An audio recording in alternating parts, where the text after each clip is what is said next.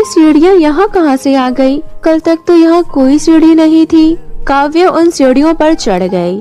तभी वो बादलों में पहुँच गई। वहाँ उसे 2 सैंडल का घर दिखाई दिया, जिसे देखकर वो चौंक गई। तभी पहले सैंडल घर में से आवाज आई, काव्या, तुम बिल्कुल सही जगह आई हो। अगर तुम मेरे घर में आओगी तो तुम्हें बहुत सारी धन दौलत मिलेगी, लेकिन तुम्हें हमेशा के लिए यहाँ रहना होगा।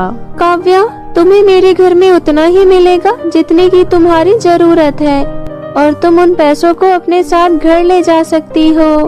काव्या ने कुछ देर सोचकर कहा, मुझे ज्यादा धन नहीं चाहिए।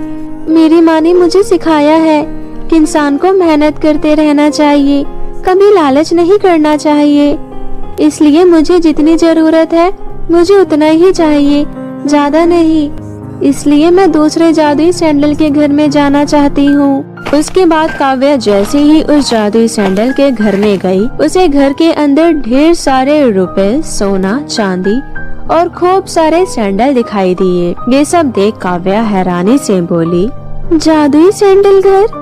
आपने तो कहा था इस घर में ज्यादा कुछ नहीं है, लेकिन यहाँ तो ढेर सारा खजाना है। काव्या, मुझे पता है कि तुम बहुत परेशान हो, इसलिए मैंने तुम्हारे लिए वो जादुई सीढ़ियाँ बनवाई। मैं तो सिर्फ तुम्हारी परीक्षा ले रही थी कि कहीं तुम कोई लालची लड़की तो नहीं, लेकिन तुम मेरी परीक्षा में सफल हुई। मैं तुमसे बहुत खुश हूँ, इसलिए तुम जो भी कुछ यहाँ से ले जाना चाहती हो ले जा सकती हो। जादुई सैंडल के घर की बात सुनकर काव्या बहुत खुश हुई और जादुई सैंडल के घर का धन्यवाद करके सुंदर सुंदर सैंडल और पैसे लेकर खुशी खुशी घर लौट गई और वृंदा को उसके पूरे 100 सैंडल दे दिए और स्कूल की फीस भी जमा कर परीक्षा में बैठ गई और इस बार भी वो अपने स्कूल में टॉप की। काव्या ने पढ़ाई के साथ साथ उन पैसों से अपना एक सैंडलों का शोरूम खोला और खुशी खुशी रहने लगी। तो मेरे प्यारे दोस्तों, कैसी लगी आपको मेरी ये कहानी? मुझे कमेंट करके जरूर बताएं और इसे अपने दोस्तों के साथ भी शेयर करें।